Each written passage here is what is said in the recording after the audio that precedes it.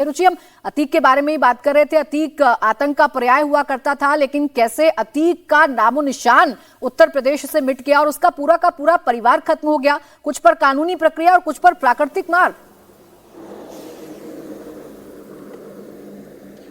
बिल्कुल, देखिए एक ज़माने में यूपी में अतीक अहमद और माफिया मुख्तार अंसारी का एक तरह का आतंक था और अतीक के परिवार पर करीब 150 से ज़्यादा मुकदमे दर्ज थे।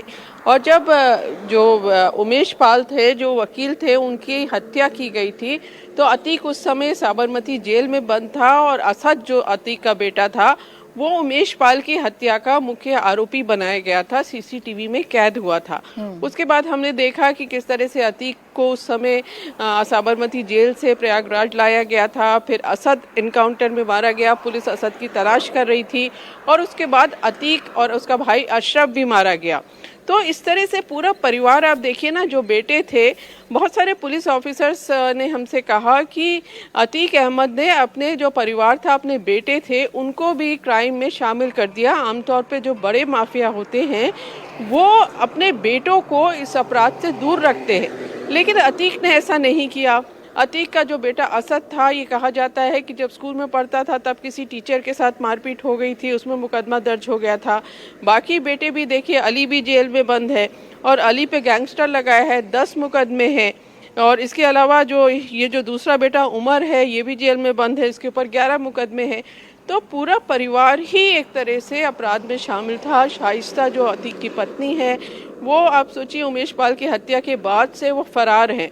पुलिस एसटीएफ ढूंढ नहीं पा रही है शाइस्ता को। तो ये जो दो बेटे थे, आइजम और अबान की आज मौत हो गई है। ये जिस समय उमेश पाल की हत्या हुई थी, अतीक का एनकाउंटर हुआ था, ये नाबालिग थे, ये होम में रह रहे थे प्रयागराज के, पुलिस ने रखा था। उसके बाद अब ये कहीं नोएडा में पढ़ाई कर रहे हैं, लेकिन अब उसमें से एक भाई की भी आज मौत हो गई है। तो आप समझ सकती हैं कि एक जो माफिया जिसने ना जाने कितने परिवारों के घर उजाड़े, हत्या कर दी, लूट डकैती, इस तरह की चीज़ें करते थे, उस परिवार का क्या हश्र हो रहा है, ये सामने नज़र आ रहा है कि इतना बुरा हादसा सड़क का हुआ, गाड़ी की इतनी बुरी हालत हो गई कि गाड़ी को तोड़ के बाहर निकालना पड़ा। तो आज अतीक का जो ये बेटा है, एक बेटा एनकाउंटर में मरा और आज दूसरा बेटा रोड एक्सीडेंट में मर गया है। दो बेटों की मौत हो गई है, एक को एनकाउंटर में ढेर किया गया, एक का सड़क दुर्घटना में अबान की मौत हुई है। दो बेटे जेल में बंद हैं, एक छोटा बेटा है जो बाहर है, जो पढ़ाई कर रहा है। जो बीवी है अतीक की, वो फरार है, शाइस्ता, जिस पर इनाम घोषित यूपी पुलिस ने कर रखा है। लगातार उसकी जो छानबीन है वो की जा रही है, लगातार उसे पकड़ने की कोशिश की जा रही है। लेकिन कैसे आतंक का पर्याय अतीक अहमद, उसका पूरा का पूरा परिवार खत्म हो गया, ये अब उत्तर प्रदेश से आ रही तस्वीरों को देखकर समझा जा सकता है। रुचि, जिस वक्त अबान झांसी जा रहा था, क्या कुछ और लोग भी उसके साथ थे या वो गाड़ी में अकेला था?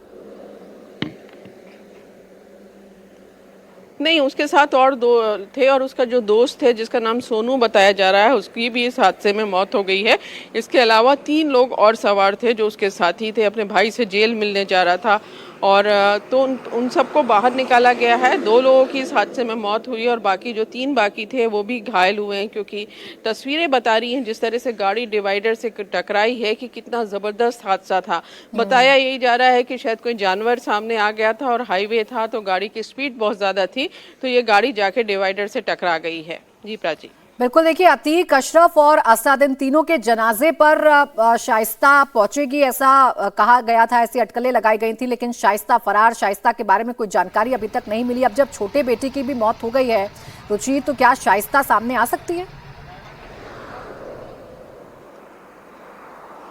देखिए, ये तो अटकल लगाने की बात है प्राची। जैसा आपने खुद ही बताया कि अतीक की मौत हुई, बेटा असद एनकाउंटर में मारा गया, अतीक का भाई अशरफ मारा गया, लेकिन अशरफ की जो पत्नी है और जो अतीक की पत्नी है शाइस्ता, इनका कोई पता नहीं चला। अब शुरू में पुलिस ने बहुत ज़्यादा तलाश की, कई जगह एसटीएफ ने भी तलाश की, लेकिन बाद में फिर एसटीएफ के सोर्सेज ने बताया कि अब हमने छोड़ दिया है, शाइस्ता परवीन हमारे टारगेट में नहीं है। कई जगह कई बार घेरा भी गया गांव में, वहीं पे प्रयागराज के पास एक गांव था, वहां पर एक बार पुलिस को ये सूचना मिली थी, एसटीएफ को भी मिली थी कि शाइस्ता एक घर के अंदर छुपी हुई है।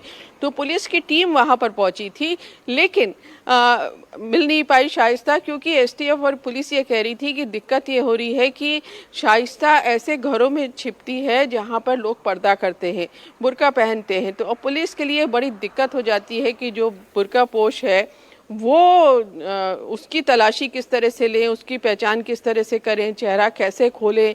तो ये सारी दिक्कतें पुलिस को आ रही थी। तो अभी भी कुछ शाइस्ता का पता नहीं चला है, ना अशरफ की पत्नी का पता चला है कि वो कहाँ पर है। बहुत सारे लोगों ने कहा बाहर भाग गई, किसी ने कहा कि नहीं प्रयागराज के पास ही, क्योंकि अतीक का कई गाँव में अच्छा कनेक्शन था, तो कई गाँव में छुपी हुई है शाइस्ता। तो बहरहाल अब एक बेटे की मौत और हुई है, बड़ा सदमा है माँ के लिए, लेकिन अब देखना होगा कि माँ सामने आती है कि नहीं। पूरा का पूरा परिवार खत्म हो गया, वो परिवार जो आतंक का पर्याय था। अब आलम यह है कि अब बेटे की बॉडी को क्लेम कौन करेगा छोटे बेटे के अलावा, इस पर भी सबकी निगाहें रहेंगी।